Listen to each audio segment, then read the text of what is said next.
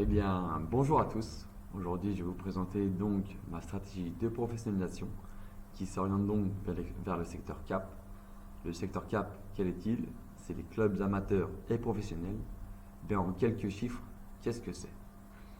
Donc, en quelques chiffres que vous verrez de ce côté-là, vous verrez qu'il y a plus de 85 000 employés dans les clubs de sport qui sont amateurs ou professionnels, qu'au sein de ces clubs de sport, il y a une parité presque parfaite, puisque 47% des employés de ces clubs sont des femmes.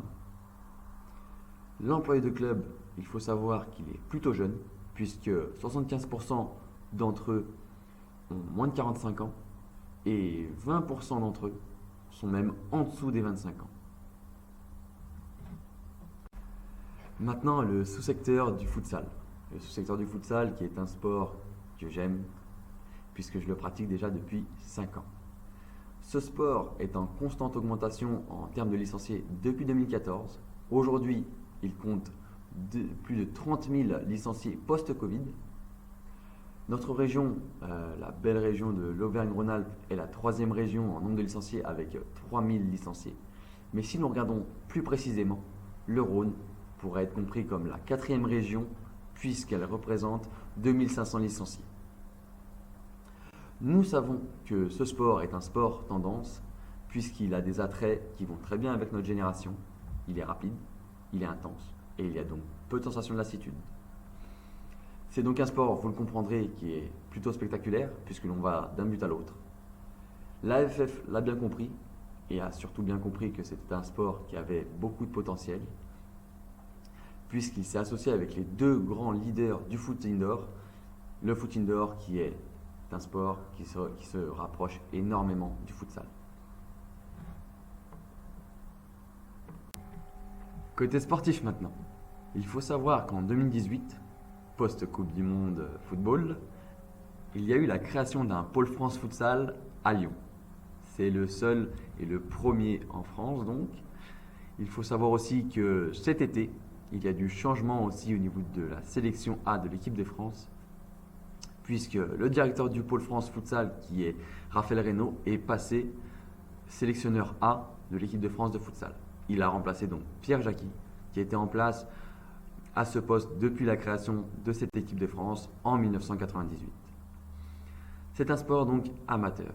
Amateur, donc il n'y a pas de contrat professionnel ni fédéral. Mais comme je le disais, avec le changement de sélectionneur, le changement est en marche.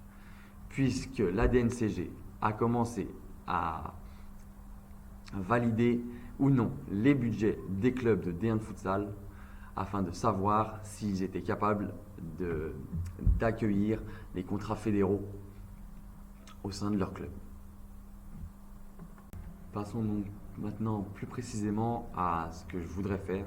Ce que je voudrais faire, c'est d'être chef de délégation de l'équipe de France de futsal, dans l'optique toujours de développer le futsal en France et le futsal français à l'étranger. Ma stratégie de professionnalisation maintenant. J'ai la chance d'être en apprentissage au sein du club de Gaulle Futsal Club, qui est le club de futsal avec le plus de licenciés. C'est une expérience lors de laquelle j'apprends tous les jours. Travailler dans une association est très important pour moi puisqu'elle me permet d'apprendre les rouages du futsal en France.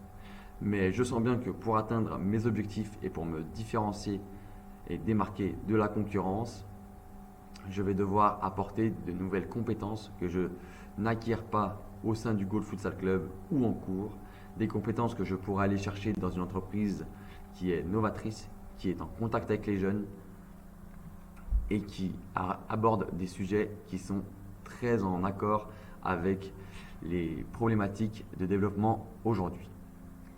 Cette entreprise, c'est E8 Sport, un peu moins connue sous le nom de Electronic Arts Sport. Cette expérience me permettra donc d'acquérir des méthodes de travail, d'acquérir un réseau et d'acquérir des compétences qui me permettront de faire évoluer le futsal, mais surtout le futsal de demain, en tant que chef de délégation de l'équipe de France de futsal au sein de la FFF. Donc, comme vous le voyez, je vais donc devoir, dans mes missions, prendre en charge la commission événementielle du club. Les résultats attendus seront de développer de nouveaux événements sportifs rentables avec un bénéfice de 3 000 € chacun, impliquer au moins 20 licenciés ou membres du club au sein des événements socio-éducatifs, de développer 2 événements annexes avec un bénéfice de 2 000 € chacun, de continuer à développer le projet Goalie Days avec des actions terrain, donc d'atteindre 100 stagiaires du club, mais aussi 80 stagiaires sous licence Juventus. Il faudra donc aussi que j'accompagne le développement de la mission sponsoring du club. Il faut que je trouve donc 5 000 € de fonds sur la saison 2021-2022 de juin 2021 à juin 2022, des nouveaux sponsors, vous comprendrez. Deuxième résultat attendu sera de finaliser une plaquette commerciale de présentation du club avant juin 2021. Il faudra ainsi que je développe la structure Anse, la partie futsal de Anse, en atteignant 100 licenciés à Anse, mais aussi en organisant un organigramme avec un éducateur pour 10 enfants par catégorie.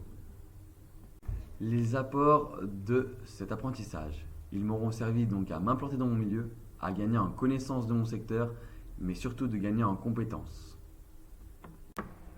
Voici donc ma stratégie de professionnalisation, en vous remerciant pour votre écoute.